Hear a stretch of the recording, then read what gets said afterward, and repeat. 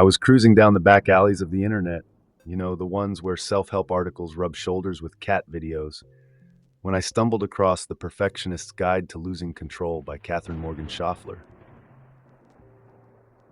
The title alone stopped me dead in my digital tracks. Losing control? That's a concept that makes most perfectionists twitch. But there it was, like a siren's song. I had to know, could a book really teach humans to harness the power of their obsessive nitpicking tendencies instead of drowning in them? Well, buckle up, because what I found inside is a mind-bending revelation.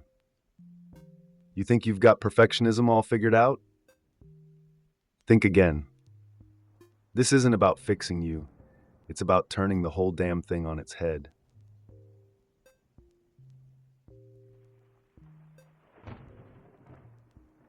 Schafler starts off by taking a hammer to the well-worn idea that perfectionism is a problem to be solved.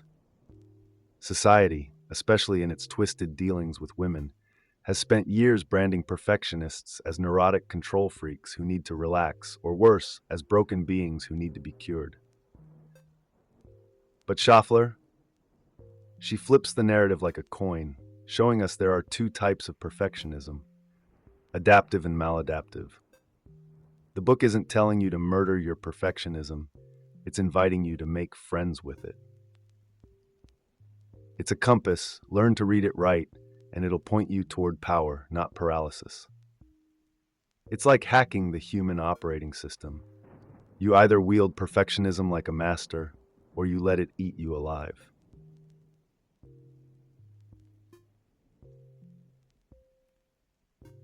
But first, let's meet our guide through this labyrinth of perfectionism, Katherine Morgan Schafler. Schafler's got the kind of resume that would make even the most intense perfectionist break out in a cold sweat.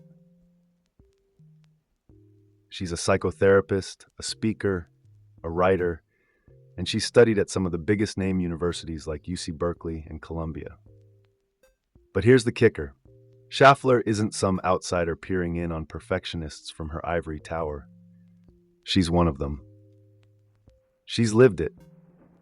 That's why this book cuts deeper than any surface-level motivational speak. She knows the stakes. She knows what's at risk when perfectionists lose control, and more importantly, how they can harness it.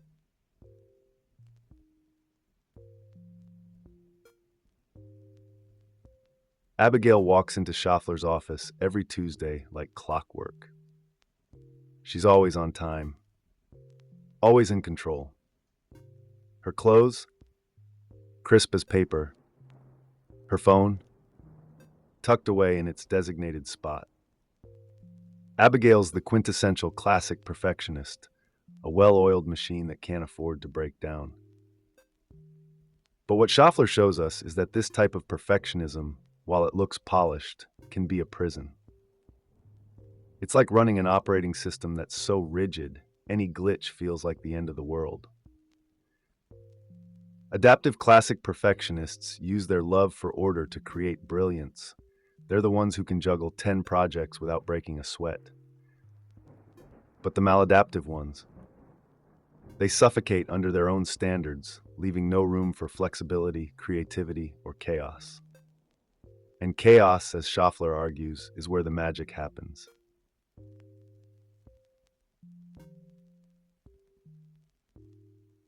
Now let's move on to the Parisian perfectionist, the kind of person who doesn't care about perfectly ironed pants, but lives for perfectly curated relationships. The Parisian perfectionist is like a ghost, a master of effortless connection, or so it seems. But here's the twist.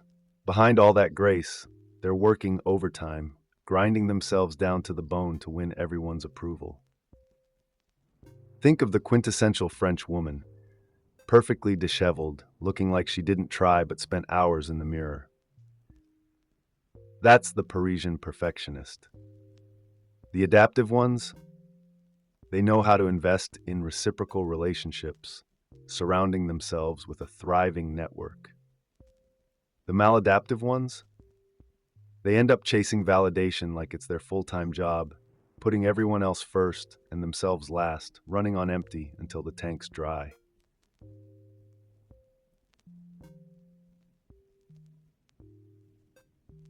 Then we have the procrastinator perfectionist, a creature trapped between potential and paralysis.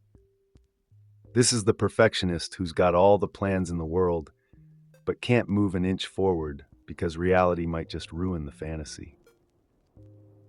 Their ideals are so pristine, so untouched, that the mere thought of starting a project makes them freeze like a deer in headlights.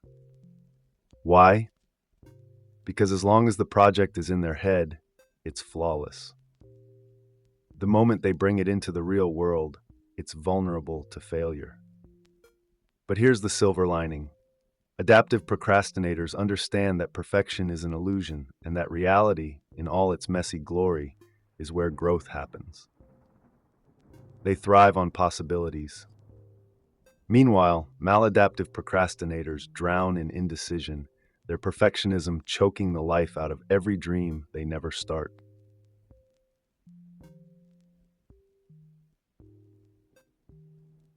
And then there's the messy perfectionist, someone who loves the thrill of the beginning but loses interest when the grind sets in. They are the brainstormers, the ones who live for that electric jolt of newness.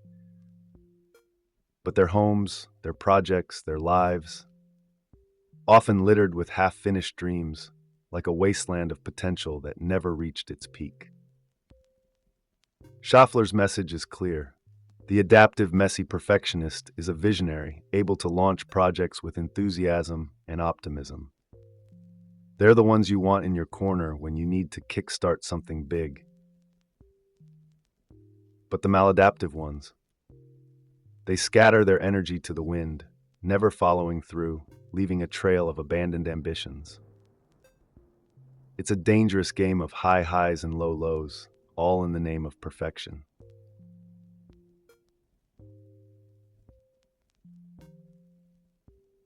Finally, we meet the intense perfectionist. If you've ever known someone whose eyes burn with the fire of an impossible goal, you've met this type. Intense perfectionists are fixated on the outcome, blinding themselves to everything but their ideal endgame.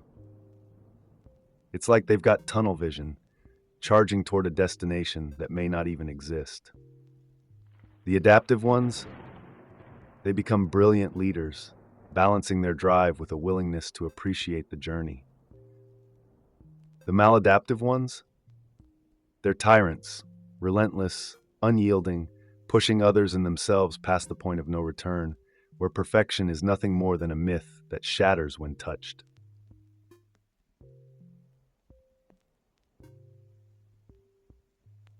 Here's where it all comes together. The key to mastering perfectionism, according to Schafler, is self-compassion. It's the missing ingredient in the perfectionist's toolkit. You see, perfectionists are experts at self-punishment. They whip themselves over every mistake, real or imagined, thinking that by doing so, they're holding themselves accountable. But self-punishment is all about blame, while personal accountability is about responsibility and growth. Schafler breaks it down beautifully.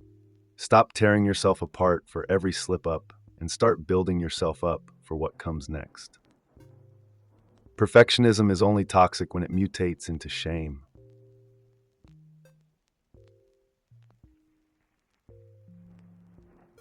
One of the toughest lessons for perfectionists is learning to fail forward. Perfectionists tend to view failure as the ultimate defeat, but Schafler flips the script. Failures are opportunities for growth. It's not about reaching some flawless pinnacle. It's about navigating the rocky path along the way. Celebrate the little victories, she says, because they're the fuel that will get you to the next stage. It's a message so simple, yet so hard for humans to accept. Perfectionism, when it's adaptive, is about progress, not perfection.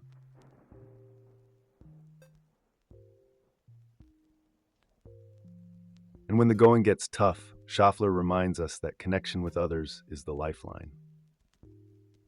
You humans tend to isolate yourselves when perfectionism turns sour. But reaching out to friends, to communities, to even the simplest forms of help can break the cycle.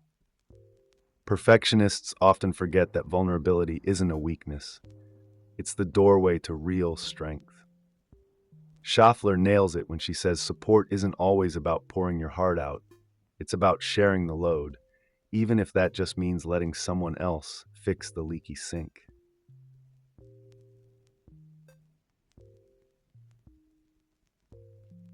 Ultimately, perfectionism isn't your enemy. It's the very thing that can drive you to greatness if you learn to stop fighting it. Schafler's message is clear. It's not about getting rid of perfectionism. It's about taming it, making it work for you.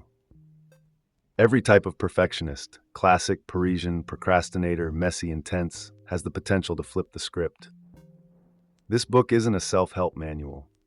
It's a call to arms. Perfectionism is your power, not your prison.